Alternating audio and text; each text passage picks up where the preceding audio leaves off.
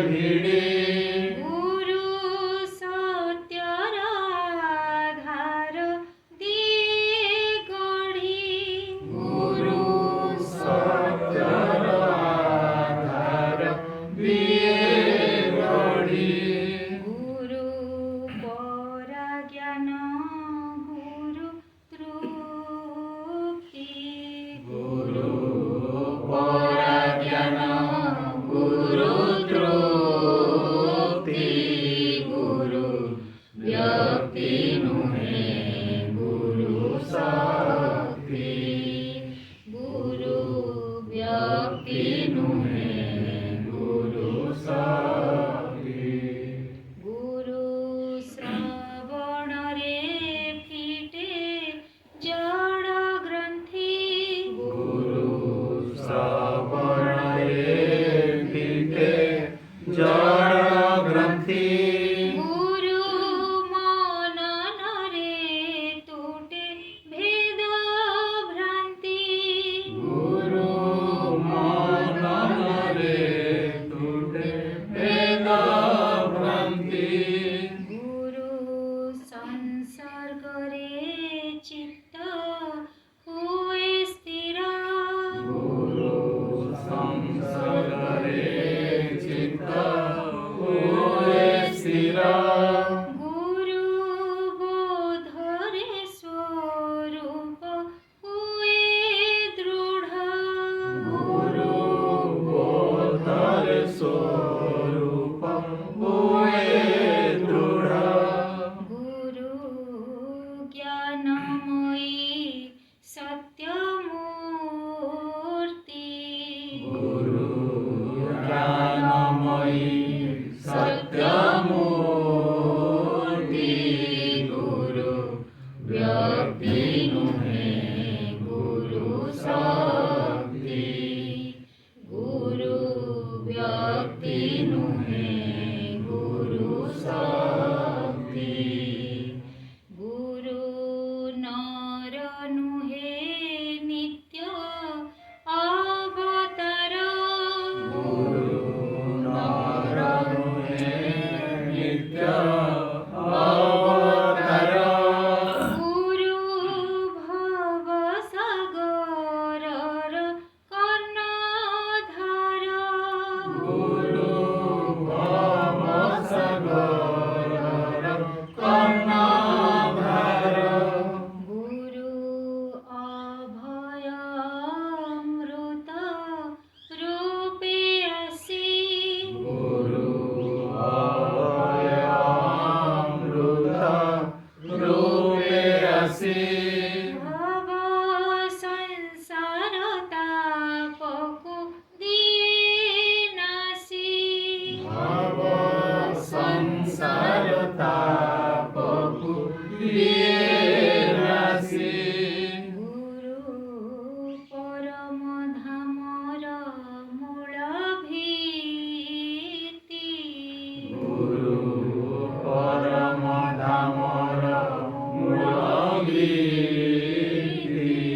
गुरु व्यक्ति नुहे गुरु शक्ति। गुरु व्यक्ति नुहे गुरु शक्ति। गुरु मृत्यु दिए ना दिए मुक्ति। गुरु मृत्यु दिए ना दिए मुक्ति।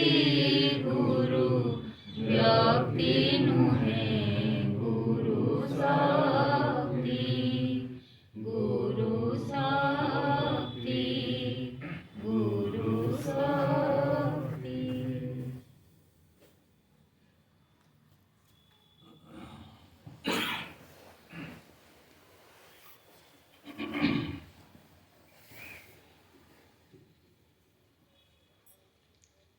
ଯେତେ ଶାସ୍ତ୍ର ଯେତେ ପୁରାଣ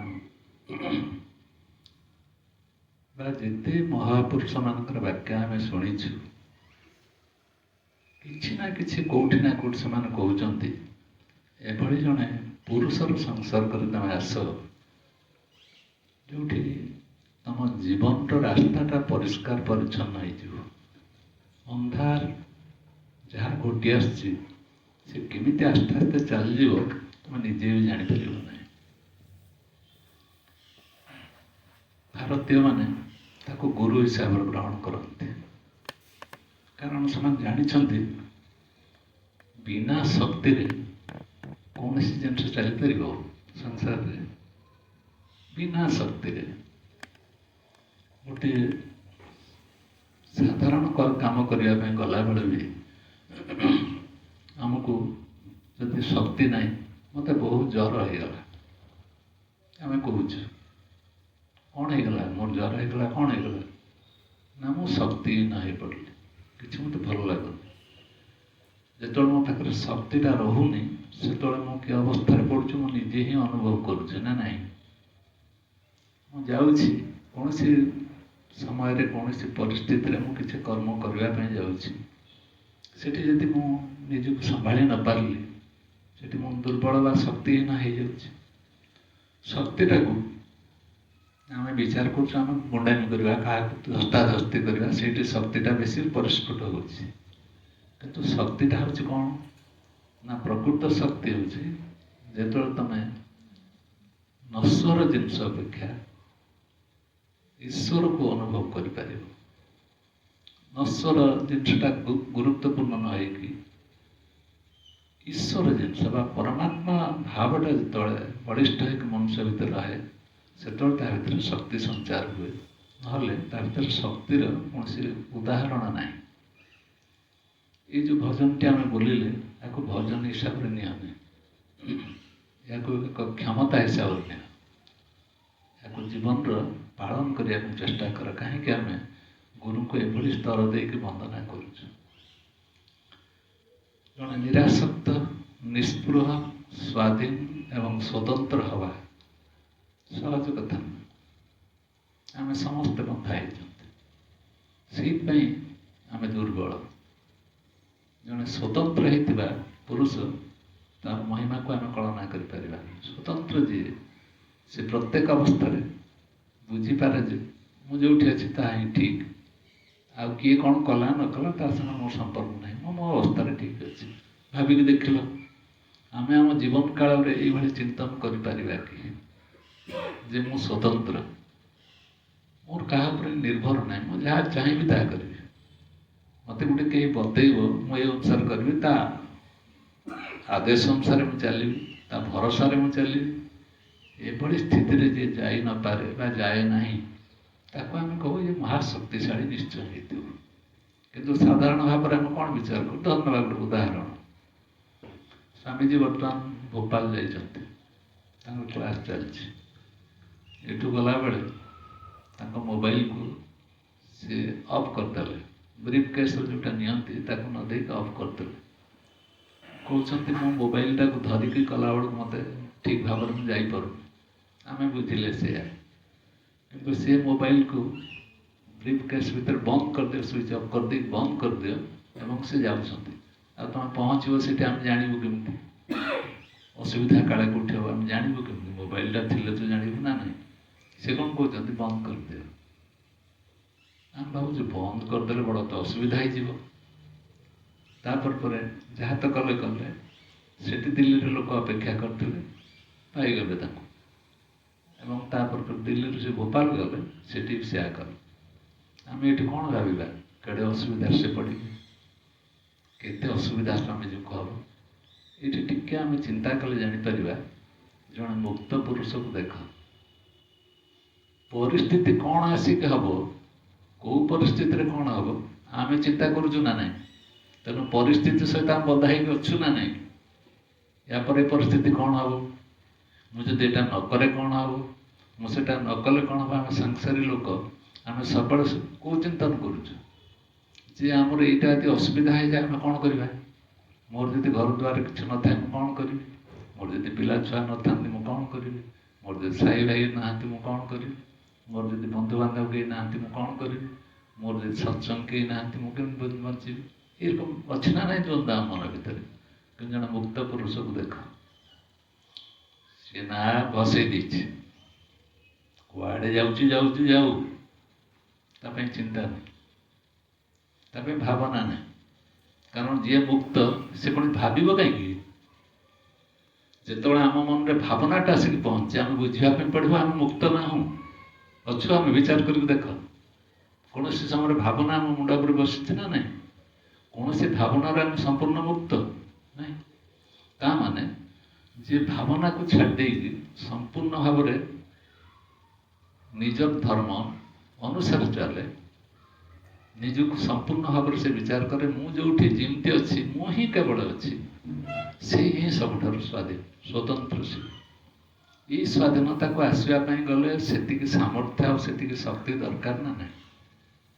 ଯଦି ସେତିକି ଶକ୍ତି ନାହିଁ ତାହେଲେ ଆମେ ଜୀବନରେ ସେଇ ପ୍ରକାର ଆନନ୍ଦକୁ ନେଇପାରିବା ନାହିଁ। ଯେଉଁ ଉଦାହରଣଟି ମୁଁ ଦେଉଛି, ଏମାନଙ୍କୁ ଆମେ ଉଦାସୀନ ପୁରୁଷ କହୁଛୁ। ଶାସ୍ତ୍ର କହୁଛି ଏମାନଙ୍କର କାହା ପ୍ରତି ନଜର ନାହିଁ। ଏଟା ନହେଲେ ମୁଁ ଅସୁବିଧାରେ ପଡ଼ିବି, ସେଟା ନହେଲେ ଅସୁବିଧା ହେବ, ଏହି ପ୍ରକାର ଭାବନା ଭିତରେ ସେମାନେ ନାହାନ୍ତି। କାରଣ ତାଙ୍କ ଭିତରେ ଏକ ଅଦ୍ୱିତୀୟ ବ୍ୟତୀତ ଆଉ ଦ୍ୱିତୀୟ ବୋଲି କେହି ନାହିଁ। ଆଉ କେହି ଥିଲେ ସିନା ମୋର କାହା ପ୍ରତି ଭୟ ରହିବ କି ମନ ଭିତରେ ଅଶାନ୍ତି ରହିବ। ସବୁବେଳେ ପରମ ସତ୍ତା ହିଁ ଏକ ଏବଂ ଅଦ୍ୱିତୀୟ ବୋଲି ଭାବୁଥିବା ଯୋଗୁଁ, ନିଜକୁ ତାଠାରୁ ଅଲଗା କରୁନଥିବା ଯୋଗୁଁ ପ୍ରତ୍ୟେକ ମୁହୂର୍ତ୍ତରେ ସ୍ୱତନ୍ତ୍ରତା ହେଉଛି ତାଙ୍କର ଆୟୁଧ। ଏଇ ଅସ୍ତ୍ର ଧରି ସେ ଚାଲିଛନ୍ତି। ସଂସାରରେ ଏଭଳି ମହତ୍ ପୁରୁଷମାନଙ୍କୁ ଦେଖିଲେ ଆମେ ଆଶ୍ଚର୍ଯ୍ୟ ହେବା। ଆମକୁ କେମିତି କେମିତି ଲାଗିବ, କେମିତି ଏମାନେ ଅଛନ୍ତି ଦେଖ, କେମିତି ଏମାନେ ରହିଛନ୍ତି ଦେଖ। ପୁରାଣମାନଙ୍କର ସେ ଚରିତ୍ର ଆମକୁ କହିଦିଆହେଉଛି। ରାମଚନ୍ଦ୍ର କେମିତି ସ୍ଥିତିରେ ଥିଲେ, 16 ବର୍ଷ ବୟସରେ ତାଙ୍କର ବୈରାଗ୍ୟ ଆସିଗଲାଣି, ରାଜ୍ୟ ଦରବାରରେ ବସିଛନ୍ତି। କେତେ କେତେ ଲୋକ କି ପ୍ରକାର ଭାବରେ ଅଛନ୍ତି। ଯେଉଁ ନିଜ ପିତା ଦଶରଥଙ୍କ ଠାରୁ ଆରମ୍ଭ କରି ତାଙ୍କର ଗୁରୁ ପର୍ଯ୍ୟନ୍ତ ସମସ୍ତେ ଦ୍ୱନ୍ଦ୍ୱରେ ଅଛନ୍ତି, ସମସ୍ତେ ମାନସିକ ଚାପରେ ଅଛନ୍ତି, କିନ୍ତୁ ରାମଚନ୍ଦ୍ର ଚାପରେ ନାହାନ୍ତି। ଗୋଟେ ସମ୍ପୂର୍ଣ୍ଣ ଭାବରେ ବୈରାଗ୍ୟବାନ ପୁରୁଷ ଭଳି ସେ କହି ଚାଲିଛନ୍ତି ଏବଂ ଅନ୍ୟମାନେ ଯାହାକୁ ଅନେଇ କହୁଛନ୍ତି ସେ ମୁଣ୍ଡ ନଇଁ ଯାଉଛି। କାରଣ ଜଣେ ଶକ୍ତିଶାଳୀ ହେଉଥିବାର ଲକ୍ଷଣ ହେଉଛି ସେ ଅନ୍ୟକୁ ଯେତେବେଳେ ଯାହା ଚାହୁଁଥିବ ତାହା ହିଁ କହିପାରିଲା ବେଳେ ବା ତା ନିଜ ବକ୍ତବ୍ୟ ଦେଲା ବେଳେ ଆଉ ଜଣେ ତାକୁ ଗ୍ରହଣ କରିବା ପାଇଁ କ'ଣ କରିବ, ନିଜକୁ ନତମସ୍ତକ ହେବ। ମୁହଁକୁ ମୁହଁ ଚାହିଁ କହିପାରିବ ନାହିଁ, ନାଇଁ ଆପଣ ଭୁଲ କହୁଛନ୍ତି, ଏକଥା କହିବା ପାଇଁ ହେଲେ ସାମର୍ଥ୍ୟ ଦରକାର। କିନ୍ତୁ ଯେଉଁମାନଙ୍କର ଏଇଭଳିଆ ମୁକ୍ତ ପୁରୁଷ, ଯେଉଁମାନେ ବୈରାଗ୍ୟବାନ, ଯେଉଁମାନେ ସେମାନଙ୍କର ସାମର୍ଥ୍ୟର ତୁଳନା ନାହିଁ। ଯେଉଁମାନଙ୍କର ବୈରାଗ୍ୟ ଏକଦମ ସମ୍ପୂର୍ଣ୍ଣ ଭାବରେ ଆସିଯାଇଛି, ମିଥ୍ୟା ଜିନିଷଟା କ'ଣ, ସତ୍ୟ ଜିନିଷଟା କ'ଣ, ସେମାନେ ଏଇଭଳିଆ ଅବସ୍ଥାରେ ରହନ୍ତି। ସାଧାରଣତଃ ଆମେ ଯେଉଁ ସ୍ତରରେ ଯେଉଁ ଲୋକମାନଙ୍କ ପାଖରେ ଆମେ ରହୁଛୁ, ସେମାନଙ୍କ ସହିତ ଆମର ସମ୍ବନ୍ଧ ଯାହା ଅଛି, ସେଇ ସମ୍ବନ୍ଧ ବହୁତ ସମୟରେ ଅଜ୍ଞତାପୂର୍ଣ୍ଣ ବା ମୂର୍ଖତାପୂର୍ଣ୍ଣ। ଜଣେ ଗୁରୁଙ୍କ ପାଖରେ ଜଣେ ଶିଷ୍ୟ ଯାଇକି ପହଞ୍ଚିଲା ବେଳକୁ ସେ ତାକୁ କହିଲେ ଯେ ଦେଖ, ମୂର୍ଖମାନଙ୍କ ସାଙ୍ଗରେ ରହିବନି। ମୂର୍ଖମାନଙ୍କ ସାଙ୍ଗରେ ରହିଲେ ତମେ ବଡ଼ ଦୁଃଖୀ ହବ। କେବେ ହେଲେ ମୂର୍ଖମାନଙ୍କ ସାଙ୍ଗରେ ରହିବନି। ଆମକୁ ବିଚାର କରିଦେବ, ମୁଁ ଯେତେବେଳେ ଯାହା କହୁଛି ତାକୁ ସାଙ୍ଗେ ସାଙ୍ଗେ ଆସି ତମେ ନିଜେ ବିଚାର କର, ମୁଁ କାହା ସାଙ୍ଗରେ ରହିଛି, ମୂର୍ଖଙ୍କ ସାଙ୍ଗରେ ରହିଛି ନା ଜ୍ଞାନୀ ସାଙ୍ଗରେ ରହିଛି। ଜଣେ ପଚାରିଲା, ସେ ପଚାରିଲା ତାହେଲେ ଆମ ଆଶ୍ରମରେ ବର୍ତ୍ତମାନ ସବୁଠାରୁ ସେଇଭଳି ଲୋକ କିଏ ଥିବ? ଶିଷ୍ୟମାନେ କହିଲେ, ସେ ଯିଏ ଅଛି, ଯାହାକୁ ପଚାରିଲା ବେଳକୁ ଆମେ କହୁଛି, ସେ କହୁଛି ମୁଁ କିଛି ଜାଣିନି, ମୋତେ କିଛି ଜଣାନି, ସେଇଟା ସବୁଠାରୁ ମୂର୍ଖ ହେଇଥିବ। ଗୁରୁ କହିଲେ ନା, ସେ ଅଜ୍ଞାନ। ମୂର୍ଖ କିଏ? ନା ତମରି ଭିତରେ ଗୁଡ଼ାଏ ମୂର୍ଖ ଥିବେ, ତମେ ଭାବୁଛ ସିନା, ତମ ଗୁଡ଼ାଏ ମୂର୍ଖ ଥିବ ତମ ଭିତରେ। କିଏ ମୂର୍ଖ ଆମେ କେମିତି ଜାଣିବୁ? ନା ଦେଖ, ମୁଁ ଯେ ତମକୁ ପଚାରିବି ଭଗବାନ ଅଛନ୍ତି ନା ନାହାନ୍ତି, ତମେ କହିବ ହଁ ଅଛନ୍ତି। ତମେ କ'ଣ ତାପରେ ଜାଣିଛ କିଛି? କୋଉଠୁ ଶୁଣିଛ? ଗୁରୁ ଠାରୁ ଶୁଣିଛ। କୋଉଠୁ ଶୁଣିଲ? ବହି ପଢ଼ିକି ଜାଣିଲ ଭଗବାନ ଅଛନ୍ତି ବୋଲି। ଏମାନଙ୍କୁ କ'ଣ କୁହାଯିବ? ନା ଏମାନଙ୍କୁ ମୂର୍ଖ କୁହାଯିବ। କୋଉମାନଙ୍କୁ ମୂର୍ଖ କୁହାଯିବ? ଯିଏ ନିଜର କିଛି ନାହିଁ, ଅନୁଭବ ନାହିଁ, କିନ୍ତୁ ଅନ୍ୟଠାରୁ ଶୁଣିକି କହୁଛି। ସେ ହେଉଛି ପୁସ୍ତକ ହଉ ବା ଗୁରୁ ହୁଅନ୍ତୁ ବା ଯିଏ ହୁଅନ୍ତୁ, ଅନୁଭୂତି ତାର ନାହିଁ। ଗୋଟେ ପରମାତ୍ମା କ'ଣ ସେ ଅନୁଭବ ସେ କରିନି, କିନ୍ତୁ ସେ କହୁଛି ଯଦି ହଁ ଭଗବାନ ଅଛନ୍ତି ତାହେଲେ ତାକୁ କ'ଣ କହିବା ପାଇଁ ପଡ଼ିବ? ତାକୁ ହିଁ ମୂର୍ଖ କୁହାଯାଏ। ଆହୁରି ମହାମୂର୍ଖ ବି ଅଛନ୍ତି। ମହାମୂର୍ଖ କିଏ?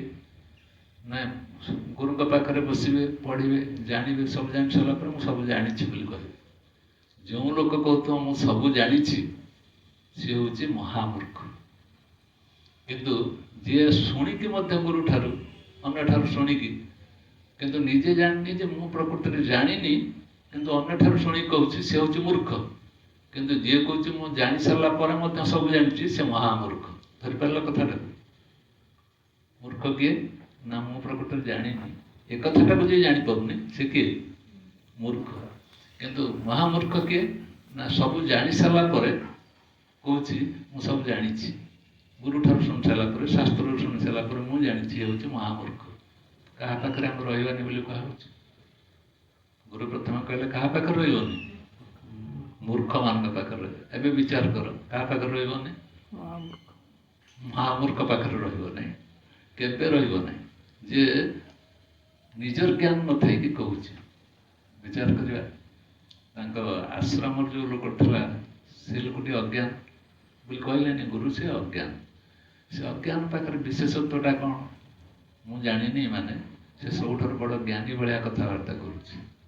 କେମିତି ନା ପ୍ରକୃତରେ କ'ଣ କହିବି ମୁଁ ଜାଣିଛି ବୋଲି ମୁଁ ଜାଣିଛି କହିବାର ଅର୍ଥ କ'ଣ? ତେଣୁ ଶାସ୍ତ୍ର କହୁଛି ଯିଏ କହୁଛି ମୁଁ ଜାଣେ ସେ ସବୁଠାରୁ ଉପନିଷଦ କହୁଛି ଯିଏ କହୁଛି ମୁଁ ଜାଣିଛି ସେ ସବୁଠାରୁ ହେଉଛି ଅଜ୍ଞାନ। ତେଣୁ ଏଠି ଦେଖିବା ପାଇଁ ପଡ଼ିବ ଯେଉଁମାନେ ସ୍ୱତନ୍ତ୍ର ଯେଉଁମାନେ ଜ୍ଞାନକୁ ପ୍ରକୃତରେ ହୃଦୟର ପଦକ ଭଳି ଧାରଣ କରୁଛନ୍ତି ଏମାନଙ୍କ ଜୀବନର ବୈଶିଷ୍ଟ୍ୟଟା କ'ଣ? ଏମାନଙ୍କ ସ୍ୱତନ୍ତ୍ରତାକୁ ଦେଖ, ଏମାନଙ୍କର ମହନୀୟତାଟା ଦେଖ, ଏମାନଙ୍କର ତାତ୍ପର୍ଯ୍ୟଟାକୁ ଅନୁଭବ କର। ଯଦି ଆମେ ଗୁରୁଙ୍କର କଥା ମୁଁ କହିଲି ଯଦି ସେଇ ଅନୁସାରେ ଆମେ ନିଜକୁ ବିଚାର କରିକି ଦେଖିବା କେତେ ସ୍ୱାଧୀନ ସେ କେତେ ସ୍ୱତନ୍ତ୍ର। କୌଣସି ପରିସ୍ଥିତିରେ କ'ଣ ହେଇଯିବ ତା ପାଇଁ ଚିନ୍ତା ଅଛି। ମୁଁ ଯାଉଛି ମୋ ପାଖରେ ମୋବାଇଲଟା ନାହିଁ ବଡ଼ ଅସୁବିଧା ହେଇଯିବ ସେ ଚିନ୍ତା ଅଛି। ମୁଁ କେଉଁଠି ପହଞ୍ଚିଲେ କିଏ ମୋତେ ରିସିଭ୍ କରିବ କି ନାହିଁ ଚିନ୍ତା ଅଛି। ଯଦି ମୋତେ କେହି ଗୋଟେ ଅପମାନ କଲା କି ସମ୍ମାନ କଲା ତା ପାଇଁ ଭାବନା ଅଛି। ଏଇଭଳି ମୁକ୍ତ ପୁରୁଷ ଯିଏ ସେ ସମସ୍ତ ଶକ୍ତିର ଅଧିକାରୀ। ଯିଏ ସମସ୍ତ ଶକ୍ତିର ଅଧିକାରୀ ହେବ ତା ଭିତରେ ମୁକ୍ତିର ଆନନ୍ଦଟାକୁ ସେ ଏଇଭଳି ଭାବରେ ଅନୁଭବ କରିପାରିବ, ନହେଲେ ଅନୁଭବ କରିହେବ ନାହିଁ। ଏଥିପାଇଁ କ'ଣ କରିବା ପାଇଁ ପଡ଼ିବ? ସମଗ୍ର ଜୀବନରେ ଆମକୁ ତପସ୍ୟା ଭଳି ଦୃଢ଼ ବ୍ରତ ପାଳନ କରିବା ପାଇଁ ହେବ। କ'ଣ ତପସ୍ୟା? ଅଭିଜ୍ଞତା ହାସଲ କରିବା ପାଇଁ ପଡ଼ିବ। ସଂସାର ହେଉଛି ଅଭିଜ୍ଞତା ହାସଲ କରିବା ପାଇଁ ଗୋଟେ ପାଠଶାଳା।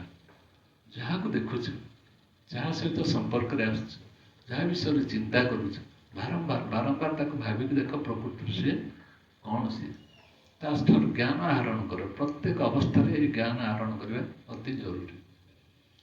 ଯଦି ଆମେ ସେଇ ପ୍ରକାର ଜ୍ଞାନଟା ଆହରଣ କରିପାରୁନାହାନ୍ତି କି ଆଖି ଖୋଲିବା ଠାରୁ ଦେଖିବା ଠାରୁ ବସିବା ଠାରୁ ଚାହିଁବା ଠାରୁ ବ୍ୟବହାର କରିବା ଠାରୁ ଆଚରଣ କରିବା ଠାରୁ ସବୁଠି ଜ୍ଞାନର ମହିମା ଅଛି।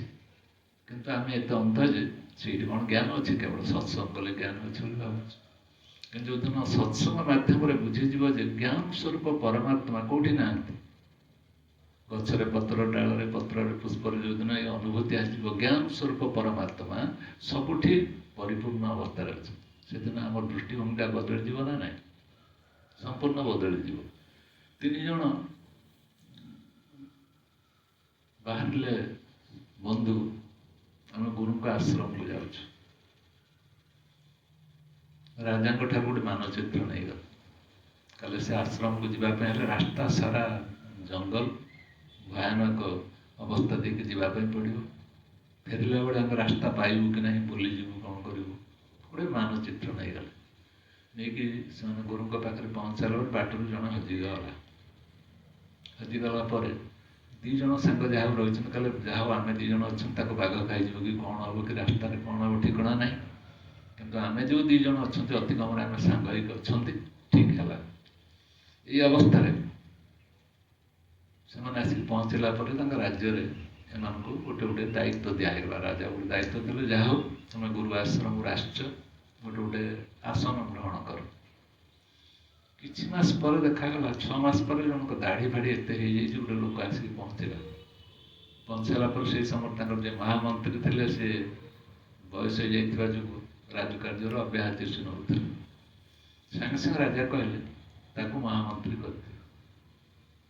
ଅନ୍ୟମାନେ କହିଲେ ତାକୁ ମହାମନ୍ତ୍ରୀ କରିଦିଆଯିବ, ଆଶ୍ଚର୍ଯ୍ୟ କଥା, ତାକୁ କାହିଁ ମହାମନ୍ତ୍ରୀ କରିଦିଆଯିବ? ରାଜା କହିଲେ ଦେଖ, ତମ ପାଖରେ ରହିଲା ମାନଚିତ୍ର, ତମେ ମାନଚିତ୍ର ଧରିକି ଆଶ୍ରମରୁ ଧୀରେ ଧୀରେ ବାଟ ବାହାର କରି ପଳେଇ ଆସି ପହଞ୍ଚିଗଲ ରାଜ୍ୟରେ। ତା ପାଖରେ ମାନଚିତ୍ର ନାହିଁ। ପ୍ରତ୍ୟେକ ସମୟରେ ଭୟ, ଆଶଙ୍କା, ଦୁର୍ବଳତା ଅଛି। କେଉଁଠି ବାଘ ଖାଇଯିବ, କେଉଁଠି କ'ଣ ହେବ କି? ସେ କ'ଣ କଲା, ତାକୁ ଅତିକ୍ରମ କରି 6 ମାସ ପରେ ଆସିକି ପହଞ୍ଚୁଛି। ତାମାନେ ସେ ଯେଉଁ ବାଟ ସାରା ଗଲାବେଳେ ଯେଉଁ ଅଭିଜ୍ଞତା ସବୁ ସଂଗ୍ରହ କଲା, ଅଧିକ ଯୋଗ୍ୟତା ତମଠାରୁ ନା କ'ଣ? ଏ ସଂସାର ଯେଉଁ ଦୁର୍ଭ ଭୟାନକ ସ୍ଥଳ, ଏ ସଂସାର ପ୍ରତ୍ୟେକ ମୁହୂର୍ତ୍ତରେ ମଣିଷ ଭଟକିବାର ସମ୍ଭାବନା ବେଶୀ ଅଛି। କାରଣ ସେ ସଂସାରକୁ ଲାଖିକି ରହିଛି, ପୁରା ଲୁକେଇକି ରହିଛି। ଏ ସଂସାର ବିନା ଯେମିତି ମୁଁ ରହିପାରିବି ନାହିଁ, ଏ ସଂସାରରେ ମୋତେ ଚଳିବା ପାଇଁ ପଡ଼ିବ। ସଂସାର ସବୁକିଛି ବୋଲି ସେ ଭାବୁଛି। ଏଠି ବୁଝାଯାଉଛି କ'ଣ? ସଂସାରରେ ରହ କିଏ ମନା କରୁଛି? ସଂସାରରେ ଅଭିଜ୍ଞତା ସଂଗ୍ରହ କରୁଛୁ କି? ଅଭିଜ୍ଞତାର ନାଁ ଗନ୍ଧ ନାହିଁ। ଯଦି ସଂସାରର ପ୍ରତ୍ୟେକ ସ୍ଥିତିକୁ ତୁ ଅଭିଜ୍ଞ ହେଇକି ସଂଗ୍ରହ କରିଥାନ୍ତୁ, ତାହେଲେ ତୋ ଜୀବନ ବଦଳି ଯାଆନ୍ତା। ତୁ କ'ଣ କରୁଛୁ? ଗୁରୁ ବତେଇ ଦେଲେ, ବାପା ମା ବତେଇ ଦେଲେ, ଏଇ ବାଟ ଯାହା ଭଲ, ରାସ୍ତା ଧରିଲୁ। ପୁଣି ତାପରେ ପରେ ଗୁରୁ ବରଣ କଲୁ, ସିଏ ବତେଇ ଦେଲେ ଏଇ ରାସ୍ତାରେ ଚାଲ, ସିଏ ଭଲ। ତାପରେ ପରେ କୋଉ ଶାସ୍ତ୍ର ପଢିଲୁ, ବେଦ ଉପନିଷଦ ପଢିଲୁ, ଜ୍ଞାନ ପାଇଲୁ, ସେ ରାସ୍ତା ବତେଇଦେଲା, ଚାଲିଲୁ ଚାଲିଲୁ। ଏସବୁ ମାନଚିତ୍ର ନା ନାହିଁ? ୟାକୁ ଦେଖିକି ତୁ ରାସ୍ତା ଯାଉଛୁ ନା ନାହିଁ? ଗଲେ ମୁଁ ପହଞ୍ଚିଯିବି। କୋଉଠି ପହଞ୍ଚିବି? ନା ଲକ୍ଷ୍ୟସ୍ଥଳରେ ପହଞ୍ଚିଯିବି। କିନ୍ତୁ ଲକ୍ଷ୍ୟସ୍ଥଳରେ ପହଞ୍ଚିବା ସମ୍ଭବ ନୁହେଁ ବୋଲି ଏ କଥାଟି ଆମକୁ କହୁଛି। କ'ଣ କହୁଛି? ଲକ୍ଷ୍ୟସ୍ଥଳରେ ପହଞ୍ଚିବା ପାଇଁ ଗଲେ ଅଭିଜ୍ଞତାଟାକୁ ନେଇକି ଯେ ଲକ୍ଷ୍ୟସ୍ଥଳରେ ପହଞ୍ଚେ, ସିଏ ଦୃଢ଼ ସଶକ୍ତ ହେଇଥାଏ, ଶକ୍ତିବାନ ସେ ହେଇଥାଏ। ଯାହାର ସଶକ୍ତ ହେବା ପାଇଁ ହେଲେ, ଦୃଢ଼ ହେବା ପାଇଁ ହେଲେ ପ୍ରତ୍ୟେକ ମୁହୂର୍ତ୍ତରେ ଅଭିଜ୍ଞତା ବା ଜ୍ଞାନ ସଂଗ୍ରହ କରିବାକୁ ପଡ଼ିବ। ଯେ ଜ୍ଞାନ ସଂଗ୍ରହ କରିପାରୁନି, ଭଲ ଭଲ ବିଚାର କରିପାରୁନି, ନିତ୍ୟ ଆଉ ଅନିତ୍ୟର ବିଚାର କରିପାରୁନି, ଶବ ଶିବର ଭେଦ ବୁଝିପାରୁନି, ଆତ୍ମା ଆଉ ଅନାତ୍ମାର ପାର୍ଥକ୍ୟ କରିପାରୁନି, ପ୍ରତ୍ୟେକ ମୁହୂର୍ତ୍ତରେ ଜୀବ ଆଉ ପରମକୁ ଅଲଗା ଭାଗ ଭାଗ କରି ଜାଣିପାରୁନି, ସେ ରାସ୍ତାରେ ଚାଲି ଚାଲିଲା ବେଳକୁ କୋଉ ଆୟୁଧ ଧରିକି ଯିବ? କିଛି ଗୋଟେ ଧରିକି ଯିବ ନା ନାହିଁ? ତାକୁ ସବୁବେଳେ ବିଚାର କରିବା ପାଇଁ ପଡ଼ିବ। ଶବ କିଏ? ଶିବ କିଏ? ଆତ୍ମା କିଏ? ଅନାତ୍ମା କିଏ? ଜଡ଼ କିଏ? ଚେତନ କିଏ? ଏ ଫରକଟାକୁ ସେ ବୁଝି ବୁଝି ସଂସାରରେ ଗତି କରିବ। ଯେତେବେଳେ ପହଞ୍ଚିଯିବ କେବଳ ଚୈତନ୍ୟ ପାଖରେ, ଯେ ତା ବ୍ୟତୀତ ଆଉ କେହି ନାହିଁ, ସେତେବେଳେ ତା ଭିତରେ ପ୍ରକୃତ ମହତ୍ତ୍ୱ ପ୍ରତିପାଦିତ ହେବ। ସେତେବେଳେ ଯଦି ସେ କହେ ଯେ ମୋତେ ନିର୍ବାଣ ଦରକାର, ମୋତେ ମୁକ୍ତି ଦରକାର, ମୁକ୍ତିଟା କି ଜିନିଷ ବୋଲି ସେ ଖୋଜି ଖୋଜି ପହଞ୍ଚେ, ତାହେଲେ ତାକୁ ମୁକ୍ତିର ସନ୍ଧାନ କିଛି ମିଳିଯାଇପାରେ।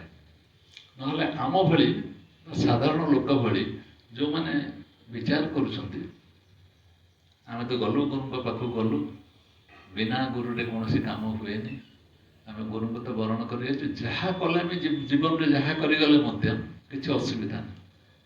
କାରଣ ଗୁରୁ ତ ବତିଥିବା ମାର୍ଗରେ ଆମେ ଚାଲିଛୁ ନା। ତା ସାଙ୍ଗେ ସାଙ୍ଗେ ଆମକୁ ବୁଝିବା ପାଇଁ ପଡ଼ିବ, ଗୁରୁ ଯେଉଁ ଅଭିଜ୍ଞ ହେଇକି ଆମକୁ କହୁଛନ୍ତି, ସେ ଅଭିଜ୍ଞତା ହାସଲ କରିବା ପାଇଁ ଜୀବନକୁ ସେ କେଉଁ ସ୍ତରରେ ନେଇଛନ୍ତି ତାକୁ ବୁଝିବା ପାଇଁ ପଡ଼ିବ। କେତେ ଯନ୍ତ୍ରଣା, କେତେ କଷ୍ଟ। ତେଣୁ ଗୁରୁ ଭଳିଆ ଜଣେ ସେବକ ଜଗତରେ କେହି ନାହିଁ। ପିତାମାତା ଆମର ଯେଉଁ ସେବା କରୁଛନ୍ତି ବା ସଂସାରରେ ଯିଏ ଯେଉଁ ପ୍ରକାର ସେବା କରୁଛି, ଏ ସେବାର ଯଦି ସର୍ବଶ୍ରେଷ୍ଠ ସ୍ଥିତି କାହାକୁ ଦେଖାଯାଏ, ସେ ହେଉଛି କେବଳ ଗୁରୁ। ତାଙ୍କ ସେବା ଠାରୁ ଅଧିକ ସେବା ଆଉ କେହି ଦେଇପାରିବେ ନାହିଁ। କାରଣ ସେ ସେବାରେ ସମ୍ପୂର୍ଣ୍ଣ ଭାବରେ ଆତ୍ମବିସର୍ଜନ ଅଛି, ନିଜକୁ ସମର୍ପିତ ଭାବ ଅଛି। କାହା ପାଖରେ? ନା ପରମାତ୍ମାଙ୍କ ପାଖରେ। ଆମ ସେବାରେ ପରମ ଉଦ୍ଦେଶ୍ୟ, ଆମର ସବୁ କଥା ଆମ ସେବାରେ ପଛେ ଉଦ୍ଦେଶ୍ୟ ମୂଳକ ଭାବରେ ଆମେ ସେବା କରୁଛୁ। କିନ୍ତୁ ଯିଏ ଗୁରୁ, ସିଏ ସେବା କରିବା ପାଇଁ ଗଲେ କୌଣସି ଆଶା, କୌଣସି କାମନା, କୌଣସି ବାସନା ତା ମନରେ ନାହିଁ, ନିରପେକ୍ଷ ଭାବରେ ସେ କାମ କରିଯାଉଛି। ଆମକୁ ଏଠି ବିଚାର କରିବା ପାଇଁ ପଡ଼ିବ, ଶକ୍ତିଶାଳୀ ପୁରୁଷ ଯିଏ, ଗୋଟେ ବ୍ୟକ୍ତି ସେ ନ ହେଇକି ଶକ୍ତି କାହିଁକି ହେବ? ନା ଶକ୍ତିରେ ଏଇ ଲକ୍ଷଣ ସବୁ ପ୍ରତିଭାତ ହେଉଥିବା ଦରକାର। ଯାହା ପାଖରେ ଶକ୍ତି ଅଛି ସେ ଏଇଭଳି ସ୍ଥିତିରେ ରହିବ। ସେ ମୁଁ କାହାର, ମୋ ଭିତରେ ଜ୍ଞାତ ସାରରେ ହବ ବା ଅଜ୍ଞାତ ସାରରେ ହବ, ମୋର ମୁଁ କାହାରଟା ଆସୁଛି ନା ନାହିଁ, ମୁଁ ଏଇଟା କଲି। କିନ୍ତୁ ସିଏ କ'ଣ କରିବ? ଏଇ ଯେଉଁ ମୁଁଟା ହେଉଛି ତୋର ସବୁଠାରୁ ଭୟାନକ ଶତ୍ରୁ ବୋଲି ସେ ଦେଖିପାରୁଛି। ଗୁରୁ କହୁଛି ତୋ ଭିତରେ ଯେଉଁ ମୁଁ କାହାର ଆସୁଛି, ମୁଁ ମୁଁ ମୁଁ ମୁଁ ଭାବ ଆସୁଛି, ଯେଉଁଠି ଯାହା ହେଲେ ବି ମୁଁ ନଥିଲେ କ'ଣ କିଛି କାମ ହୁଅନ୍ତା? ମୁଁ କାହାର ଆସୁଛି ନା ନାହିଁ? ମୁଁ ଏଠି ଥିଲି ବୋଲି ବା ତାଙ୍କର କାମ ହେଇଗଲା। ଆଜି ସତ୍ସଙ୍ଗ କେମିତି ହେଇଥାନ୍ତା? ମୁଁ ନଥିଲି, ସବୁଠି ମୁଁ ଆସୁଛି ନା ନାହିଁ? ମୁଁ ଥିବା ଯୋଗୁଁ ଆମ କଲୋନୀରେ ଶାନ୍ତି ଶୃଙ୍ଖଳା ଅଛି, ମୁଁ ଥିବା ଯୋଗୁଁ ଆମ ଘରରେ ଡିସିପ୍ଲିନ୍ ଅଛି। ସବୁଠି ଜ୍ଞାତ ହଉ ବା ଅଜ୍ଞାତ ରହୁଛି, ମୁଁଟା ପଳେଇ ଆସୁଛି ନା ନାହିଁ? କିନ୍ତୁ ଯେଉଁମାନେ ଗୁରୁ, ଯେଉଁମାନେ ପ୍ରକୃତରେ ଦେଖିପାରୁଛନ୍ତି, ଜାଣିପାରୁଛନ୍ତି, ତା ମୁଁଟା ଆସିକି ତ କେତେ ଆକ୍ରାନ୍ତ କରୁଛି ଦେଖୁଥିବା ଯୋଗୁଁ ସେ ମୁଁ କାରଟାକୁ ସେ ମୂଳରୁ ଭିଡ଼ି ନେବାର କ୍ଷମତା ରଖୁଛନ୍ତି। ଗୁରୁ କ'ଣ କରିବ? ନା ଆମ ଭିତରୁ ପ୍ରଥମ ଯିଏ ଆମର ବୈରୀ ଶତ୍ରୁ ଯିଏ ମୁଁକାର ଭାବ, ସେ ମୁଁକାର ଭାବଟାକୁ ସେ ଆମଠାରୁ ଚୋରେଇ ନେବା ପାଇଁ ଚେଷ୍ଟା କରିବ। ଆମକୁ ବାରମ୍ବାର ଆଘାତ ଦେଇକି ତୋର ଏଇ ମୁଁକାରଟା ତ ଭିତରେ କିନ୍ତୁ ଗର୍ଜି ଉଠିଛି ଦେଖ, ମୁଁ କ'ଣ ଜାଣିନି କି, ମୁଁ କ'ଣ ଏଇଟା ଶୁଣିନି କି, ମୁଁ ବା ଅମୁକେଇ କହୁଥିଲେ ସମୁକେଇ କହୁଥିଲେ ଜାଣିଛି। ଏ ଯେଉଁ ମୁଁକାର ଭାବ ରହୁଛି, ସେ ମୁଁକାର ତତେ ନେଇକି ଡୁବିବ। ସେଥିପାଇଁ ସେ ମୁଁକାରକୁ ପ୍ରଥମ ଯିଏ ସଦ୍ଗୁରୁ ସେ ମୁଁକାରଟାକୁ ଦୂର କରିବା ପାଇଁ ଚେଷ୍ଟା କରିବେ। ଯିଏ ମୁଁକାରଟା ଦୂର କରିପାରୁନାହିଁ ସେ କିଛି କାମ କରିପାରିବ ନାହିଁ, ତାକୁ ଆମେ ସଦ୍ଗୁରୁ ବୋଲି ଗ୍ରହଣ କରିପାରିବୁନି। ସେ ଶାସ୍ତ୍ର କଥା ବହୁତ କହିପାରନ୍ତି, କିନ୍ତୁ ଶାସ୍ତ୍ର ସବୁ ସମୟରେ ରକ୍ଷା କରିପାରିବ ନାହିଁ। ନିଜର ଅନୁଭୂତି ଅଭିଜ୍ଞତା ହିଁ ଆମକୁ ରକ୍ଷା କରିବ। ସେଥିପାଇଁ ଶାସ୍ତ୍ର ଗୋଟେ ଅବଲମ୍ବନ ହେଇପାରେ, କିନ୍ତୁ ଗୁରୁ ସେଥିପାଇଁ କହେ ଏ ଗୁରୁ ମଧ୍ୟ ଏକ ଅବଲମ୍ବନ, ଯାହାକୁ ଅନୁସାରେ ତୁ ଚାଲ, କିନ୍ତୁ ତୁ ନିଜେ ଚାଲିବା ପାଇଁ ପଡ଼ିବ। ନ ଚାଲିଲେ କେମିତି ହେବ? ଜଣେ ଶିଷ୍ୟଟିଏ ପହଞ୍ଚିଲା ଫରିଦଙ୍କ ପାଖରେ, କହିଲା ଆଜ୍ଞା ନିର୍ବାଣ ମୋତେ ଦରକାର। ନିର୍ବାଣ ମାନେ ମୁକ୍ତି। ତୁ ଆଶା ଛାଡ଼ିଦେ, ଆଶା ଛାଡ଼ିଦେବ ଯଦି ନିର୍ବାଣ ପ୍ରାପ୍ତ ହେବ, ଏଥିରେ ଭାବିବାର କ'ଣ ଅଛି? କେଉଁଠି କିଛି ଆଶା ରହୁନି, ନିର୍ବାଣ ପାଇବୁ, ଅସୁବିଧା କ'ଣ? ସେ ତାପରେ ପଚାରିଲା, ଏଇ ଯେଉଁ 2-3 ଦିନ ପରେ ଆସିକି ପଚାରୁଛୁ, କହିଲା ଏ ଆଶା ଛାଡ଼ିଦେବା ମାନେ କ'ଣ? ୟାର ଅର୍ଥ କ'ଣ? ମୁଁ ଆଶା କେମିତି ଛାଡ଼ିବି? ନା ତମ ମନରେ ପ୍ରଶ୍ନ ଉଠୁଛି ନା ନାହିଁ? ଯଦି ପ୍ରଶ୍ନ ଉଠୁଛି ତୁ ଛାଡ଼ିଲୁ କ'ଣ? ମୁଁ ତ ତାକୁ ଧରିକି ବସିଛୁ। ସେ ମୁଁ ବୁଝିପାରିଲିନି। ବୁଝିପାରୁନୁ? ଗୋଟେ ନୌକାରେ ତୁ ଯାଉଛୁ, ତୁ ଭାବିଲୁ ନୌକାଟା ତ ମୁଁ ଅଛି, ବର୍ତ୍ତମାନ ଆହୁଲାଟାକୁ ଫିଙ୍ଗିଦିଏ, ଫିଙ୍ଗିଦେଲୁ, ଡଙ୍ଗା ଭାସି ଭାସି ଚାଲିଲା। ତାପରେ କିଛି ସମୟ ଭାବିଲୁ ପାଲଟାକୁ ଟାଣିଦେଲେ ଭଲ ହେବ ନା, ପାଲଟା ରହିଲେ ବି ଗୋଟେ ଆଶା, ତାପରେ ଗୋଟେ କାମନା ରହୁଛି ନା ନାହିଁ, ପାଲଟା ଅଛି ବୋଲି, ଆଉ ପାଲଟାକୁ ବି ଛାଡ଼ିଦେଲୁ। ତାପରେ ତ ଡଙ୍ଗାଟା ବହି ବହି ଚାଲିଲା ଆପେ ଆପେ। ଯେତେବେଳେ ବହି ଗଲା ଆସିଲୁ, ତୁ ତାପରେ ବସିଛୁ, ତୋର କୋଉଠି କାମନା ନାହିଁ, କିଛି ଆଶା ନାହିଁ, ତୁ ଚାଲିଛୁ ତାପରେ ଡଙ୍ଗାରେ ବସି। ସେ ପଚାରିଲା ଏମିତି ଗଲେ ଆରେ ପହଞ୍ଚିବି କେତେବେଳେ? ନା ପୁଣି ତ ତୁ କାମନା ରଖିଲୁ ପହଞ୍ଚିବି କେତେବେଳେ? ନା ଡଙ୍ଗାରେ ତୁ ବସିଲୁ, ଛାଡ଼ିଦେଲୁ, ଗଲା, ପୁଣି ପହଞ୍ଚିବାର କାମନା ରଖୁଛୁ ମାନେ ନା ଲାଭ କ'ଣ ହେଲା? ପୁଣି ଲାଭର କାମନା କଲୁଣି। ୟାପରେ ପୁଣି ପଚାରିଲୁଣି ଲାଭ କ'ଣ ହେଲା? ତାମାନେ ଲାଭର କାମନା ତୁ କଲୁ। ତାପରେ ଆଉ କିଛି କହିବାର ଅଛି? ଆଉ ଯଦି ତୋ ମନକୁ ପ୍ରଶ୍ନ ଆସୁଛି, ଖାଲି ଏତିକି ଜାଣ, ତୁ ଭାସିଯିବା ଲୋକ, ଚାଲ ସେମିତି। ପାରିବୁ ଏ କଥା କରିକି? ପାଲ ଛାଡ଼ିଦେବା ବଡ଼ କଥା, ଆହୁଲା ଛାଡ଼ିଦେବା ବଡ଼ କଥା, ଡଙ୍ଗାରେ ବସିକି ଭାସିଯିବା ବଡ଼ କଥା। କିନ୍ତୁ ବଡ଼ କଥା ହେଉଛି ତା ପଛରେ ମଧ୍ୟ ତୋ ମନରେ ଯଦି କିନ୍ତୁର ପ୍ରଶ୍ନ ଆସେ, ତାପରେ ମୁଁ ପହଞ୍ଚିବି କେଉଁଠି, ଲାଭ କ'ଣ, ମୋର ହବ କ'ଣ? ଆମେ କିନ୍ତୁ ଗୁରୁଙ୍କ ପାଖକୁ ଆସିଲା ପରେ ମଧ୍ୟ ଆମର ଲାଭ, ଆମର ହବ କ'ଣ, ପାଇଲି କ'ଣ ନ ପାଇଲି କ'ଣ ଭାବିକି ଆସୁଛୁ ନା। ଆଜି ଯାଇଥିଲି ସତ୍ସଙ୍ଗକୁ, ମୋତେ ଏତିକି ମିଳିଲା, ଏତିକି ପାଇଲି, ଏତିକି ଲାଭ ହେଲା କି ନାହିଁ। ସେ କହୁଛନ୍ତି ଯେତେବେଳେ ନିର୍ମୋହୀ ପୁରୁଷ ଯିଏ, ଯାହା ପାଖରେ ଏ କଥା ନଥାଏ, ଯାହାର ପୁରୁଷକାର ଅଛି, ସେ କୌଣସି ସମୟରେ କୌଣସି ଜିନିଷ ହେଲା କି ନାହିଁ, ସେ ଗୋଟେ ଆନନ୍ଦମୟ ସ୍ଥିତିରେ ରହୁଛି, ଆନନ୍ଦର ସ୍ଥିତି ତାର। ଏଠି ପୁଣି ଆସିଲା କୋଉଠି ଦ୍ୱନ୍ଦ୍ୱ ଆସିବ, କୋଉଠୁ କାମନା କୋଉଠି ଆସିବ, ଆଶା କୋଉଠି ଆସିବ, ଏସବୁ ପ୍ରକାର ସ୍ୱପ୍ନ ତା ପାଖରେ ଆସିବ ନାହିଁ। ତେଣୁ ସତ୍ୟ ପଥରେ ଗଲାବେଳେ, ଗୁରୁଙ୍କୁ ଅନୁସରଣ କରିକି ଗଲାବେଳେ ଯଦି ମନୁଷ୍ୟ ଭିତରେ ଏଇ ପ୍ରକାର ସଂଶୟ ଗୁଡ଼ିକ ସବୁ ଦୂରୀଭୂତ ନ ହୁଏ, ତା ଭିତରେ ଯେଉଁ ପ୍ରକାର ବାଧା ଆସିବ, ଯାହା ଆମେ ସତ୍ସଙ୍ଗରେ ଆଲୋଚନା କରୁଛନ୍ତି, ଏ ବାଧା ଗୁଡ଼ିକ ଯେମିତି ମୁଁ କାହାର ପାଖରେ ଗୋଟେ ବାଧା ଆସିକି ଅଟକି ଯାଉଛି, କିଏ ପୁଣି ମୋ ଜୀବନର ନାଉରୀ ହେବ, ମୋତେ କିଏ ଉଦ୍ଧାର କରିବ କୈବର୍ତ୍ତ ଭଳି, ଏଭଳି ଯିଏ ନ ହେଇପାରୁଛି, ତ ଉଦ୍ଧାରକର୍ତ୍ତା କିଏ? କାହା ପାଖରେ ସ୍ୱତନ୍ତ୍ରତା ଅଛି, କାହା ପାଖରେ ମଧୁରତା ଅଛି, କାହା ପାଖରେ ସମସ୍ତଙ୍କ ପ୍ରତି ସେବା କରିବାର ଉତ୍କୃଷ୍ଟତା ଅଛି, କିଏ ମହାନତମ ଅବସ୍ଥାରେ ଅଛି, ଯଦି ଆମେ ବିଚାର କରିପାରୁନୁ, ବୋଧ କରିପାରୁନୁ ଏବଂ ତାପରେ ମନନ କରିପାରୁନୁ, ନିଧିଧ୍ୟାସନ କରିପାରୁନୁ, ବୋଧ କରିପାରୁନୁ, ତାହେଲେ ଜୀବନର ଅଭିଜ୍ଞତା ନ ନେଇକି କିଭଳି ଭାବରେ ଆମେ ସତ୍ୟର ସାକ୍ଷାତକାର କରିବା? ସତ୍ୟକୁ ସାକ୍ଷାତକାର କରିବା ପାଇଁ ଗଲେ ବହୁ ପରିମାଣରେ ଅଭିଜ୍ଞତାଟାକୁ ଜୀବନରେ ବରଣ କରିବା ପାଇଁ ପଡ଼ିବ। କି ଅଭିଜ୍ଞତା? ଶାସ୍ତ୍ର କିଛି ସମୟ ବାଟ ନେଇଯିବ, ତାପରେ ଗୁରୁ ହାତ ଦେଖେଇକି ସେଇ ଆଲୋରେ ଆମକୁ ଆଉ ଟିକେ ଆଲୋକିତ କରିକି ନେବ। ଏଇ ହେଉଛି ପରିସ୍ଥିତି। କରି କୋଉଠିକି ନେବେ? ନା ନିଜ ସ୍ୱରୂପ ଆଡ଼ିକି ସେ ନେବେ। ତୁ ପ୍ରକୃତରେ କିଏ ତାକୁ ଜାଣ। ଯେଉଁଦିନ ମନୁଷ୍ୟ ତା ସ୍ୱରୂପ କ'ଣ ଜାଣିପାରିଲା, ସେଦିନ ସେ ଗୁରୁ ଶକ୍ତିଶାଳୀ ନା ନାହିଁ ଜାଣିପାରିବ। ଗୁରୁ କେତେ ଶକ୍ତିଶାଳୀ ଦେଖ, ମୁଁ ଯୋଉଠି ଅଛି ସେଇଠି ମୁଁ ଆନନ୍ଦମୟ ଅବସ୍ଥାରେ ଅଛି, ଏଇ କଥାଟାକୁ ପ୍ରମାଣିତ କରିକି ମୋ ଜୀବନରେ ସବୁଠାରୁ ଯିଏ ମଧୁରତା ଭରି ଦେଇ ପାରୁଛି ସେ ସବୁଠାରୁ ଶକ୍ତିଶାଳୀ ନୁହେଁ କି ଶକ୍ତିଶାଳୀ। ମୁଁ ଯୋଉଠି ଅଛି ତାଠାରୁ ଆଉ ମଧୁରତମ ସ୍ଥାନ କିଛି ନାହିଁ। ସେଥିପାଇଁ ସେ କହୁଛନ୍ତି ଏମିତି କେହି ସଂସାରରେ ନାହିଁ ଯିଏ ପରମ ଧାମରେ ନାହିଁ।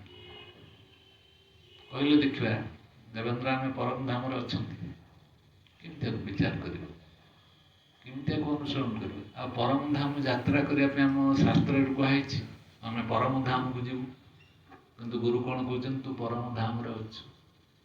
କେମିତି କ'ଣ କରିକି ଆମେ ପରମ ଧାମକୁ ଯିବା ପାଇଁ କୁହାହେଇଛି? ଏଠି ଗୁରୁ କହିଲେନି ତୁ ପରମ ଧାମରେ ଅଛୁ। ଏମିତି କେହି ସଂସାରରେ ନାହିଁ ଯେ ପରମ ଧାମରେ ନାହିଁ। ଏହାର ଅର୍ଥ କ'ଣ? ଯେତେବେଳେ ଗୁରୁ ପ୍ରମାଣିତ କରି କରି ଜୀବନ ଦେଖେଇ ଦେଖେଇ ଦେଲେ ଯେ ବିନା ଆତ୍ମାରେ ବିନା ଚୈତନ୍ୟରେ କୌଣସି ସତ୍ତା ରହିପାରିବ ନାହିଁ।